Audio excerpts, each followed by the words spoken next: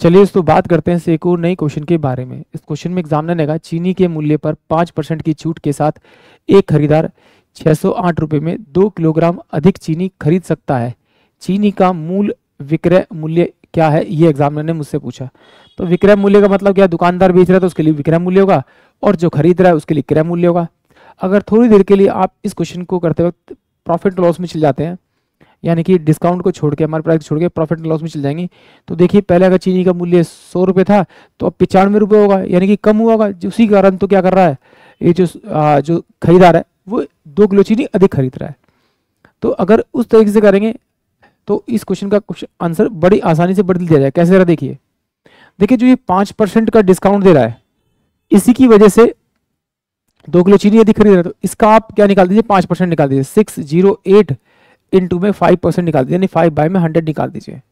तो ये क्या आएगा मेरे पास में, इसके 5, इस टोटल अमाउंट के 5% के लिए 5% की वजह से वो 2 किलो अधिक खरीदा था, तो इसका 5% निकाल लीजिए। इस क्वांटिटी से आप डिवाइड कर दीजिए।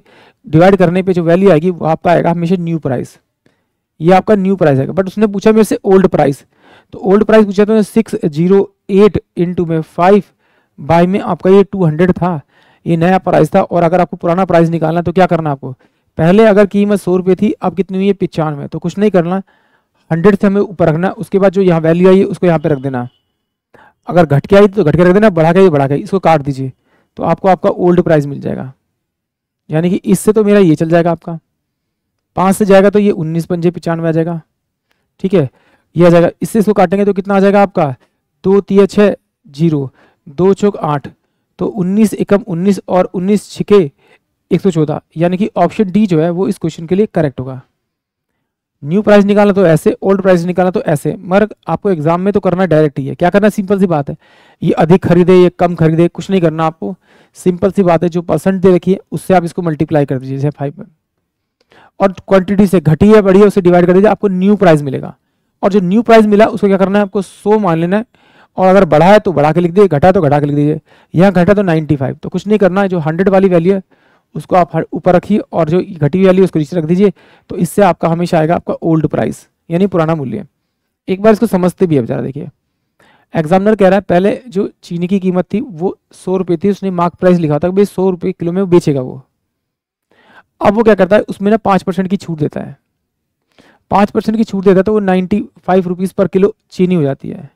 तो जैसे ही ग्राहक को पता लगता है यार कि चीनी की कीमत 5 रुपये कम होगी, तो वो क्या करता है, 600 रुपये में कोई फिक्स क्वांटिटी खरीदता था, 608 रुपये में। अब 608 रुपये में वो 2 किलो अधिक खरीद के लेके आता है।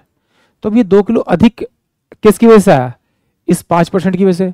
तो इसका आप 5% निकाल दीजिए, 5 बटे में आपका 100, और ये जो 5% निकाल के वैल्यू आई है वो किसे 2 किलो के बराबर, तो इसे 1 किलो में कन्वर्ट कर दीजिए। तो इसे 2 से डिवाइड करूँगा तो ये मेरे पास में क्या हो जाएगा, 1 किलो। इसको डिवाइड करूँ तो 1 किलो, 1 किलो की मेरे पास में क्या आ गई, ये नई कीमत आ गई।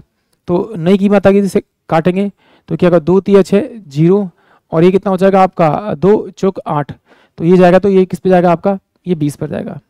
यानी कि 304 बाय में आपका कितना आ जाएगा, आपका 20 आ जाएगा। ये इसकी वैल्यू आ गई किसकी, नया प्राइस।